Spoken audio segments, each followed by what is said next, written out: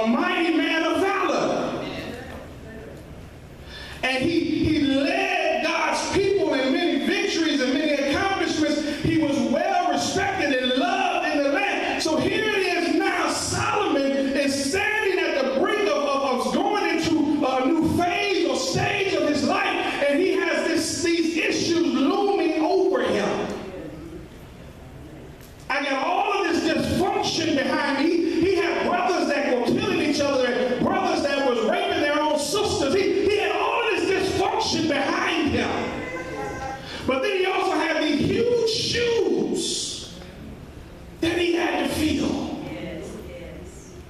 And it was given to him to lead all of these people, so many people they couldn't even number. And he had been tasked with rebuilding the temple. For building the temple, he had all of this ahead of him. So he was dealing with the pain and dysfunction of the past and the stress of filling huge shoes and then looking at something that seemed to be insurmountable. And he said, I need your help, God. Because of where I come from and from where you're trying to take me, I can't do this thing. I need your help. He said, I need you to I need to be able to hear your voice. I need your wisdom. Because if you don't speak, if you don't instruct me, I'm going to mess this thing up. If you don't give me direction, if you don't show me, if you don't tell me, if you don't enlighten me, I'm going to mess this thing and all of these people up. I need you. Don't worry about the money right now. I need your wisdom. I don't care about you destroying my enemies. I need your wisdom. I don't need the prestige. And I need your wisdom. Too many of us, we're hypocrites. And what I mean by that is that's what they used to call actors when they put a mask over their face in a play. They weren't called actors, they were called hypocrites because they were being or pretending to be something that they really weren't. Right, all right. And see, we got some hypocrites trying to be daddies. But you're too arrogant to ask God for help. We got some hypocrites trying to be husbands. Yes, sir. But we're too arrogant to ask God for help. You got positions on your job, and you got folks mad at you and ain't helping you and talking about you, not because you deserve it, but because you just won't have the sense enough to ask for some help.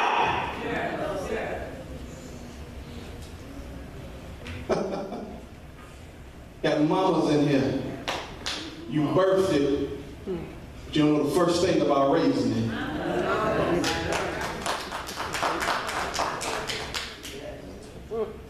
Ooh. Say that.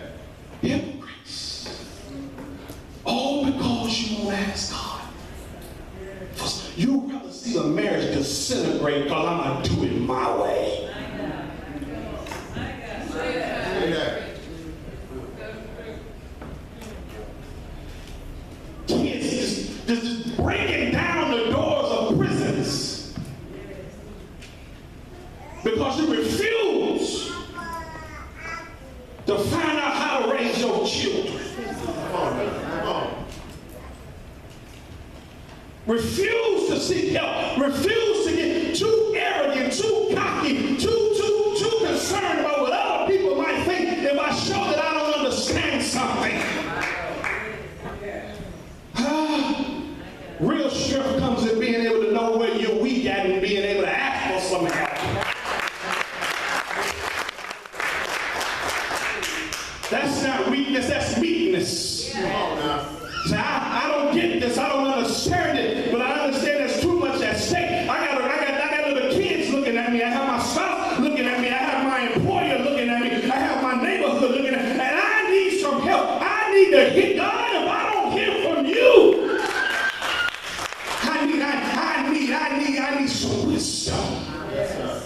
I need some wisdom. I need some direction. I need some instruction. I need to be able to hear you. For God to away with all this, I need to hit the lottery. I need a new car. I need a new. See, the reason why,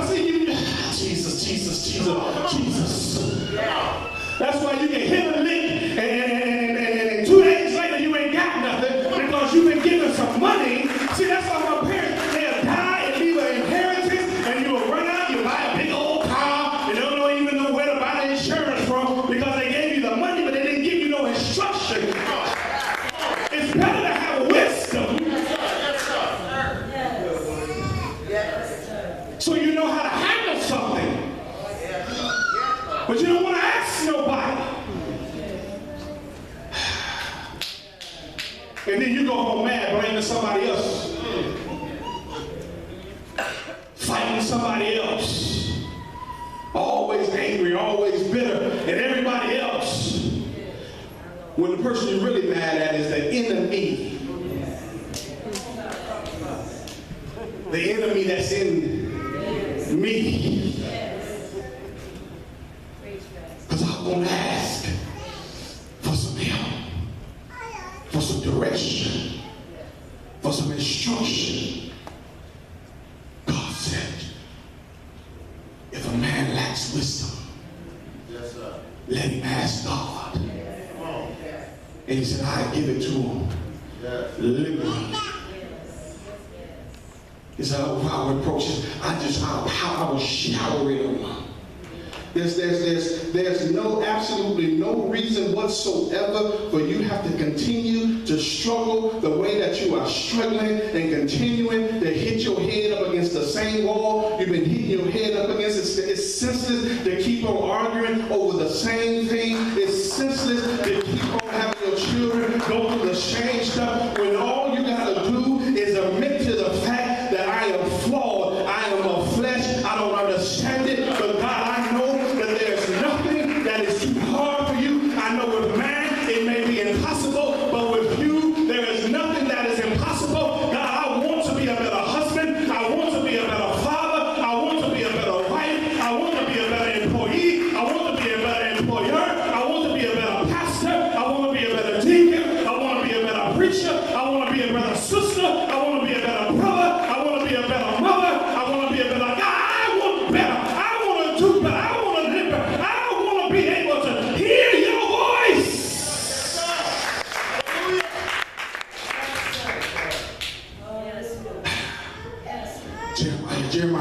Jeremiah, when God was calling Jeremiah, he said, look, I'm just a child. God said, don't you say that. He said, before I formed you in your mama's belly, I knew who you were.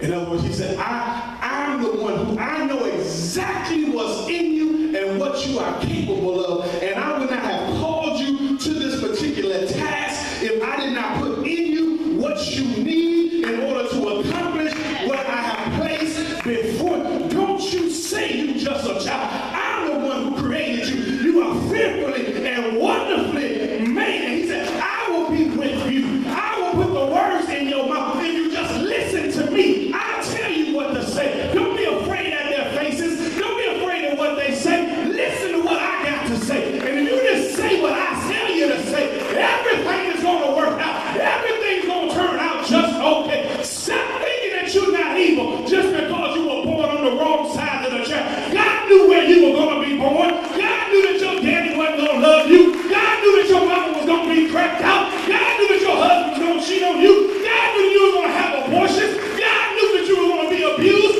God knew that you were going to be molested. But he still put inside of you what you need in order to get the job done. Stop trying to do it yourself and ask God to give you some direction.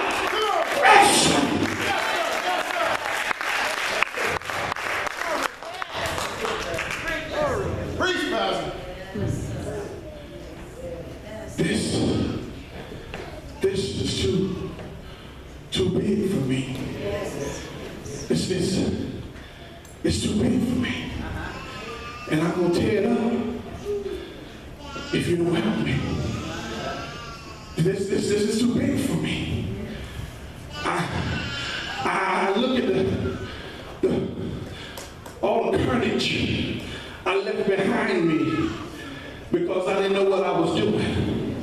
I'm tired of destroying people. I'm tired of tearing up stuff. I'm tired of losing stuff. I'm tired of losing out on stuff. I'm tired of doing it the old way. I'm tired of all this mess that's behind me. That's why the Bible said, forgetting those things which are behind you and learn how to press towards the mark of a high calling in Christ Jesus. Then Paul said, I count all that stuff behind me, the good and the bad. I count it dumb. I count it as nothing. But all I need is Jesus and Him crucified. And I know that everything else will work itself together. I know that everything else is going to turn out all right. I know that all things shall work together for my good if I just love Him and be a call according to His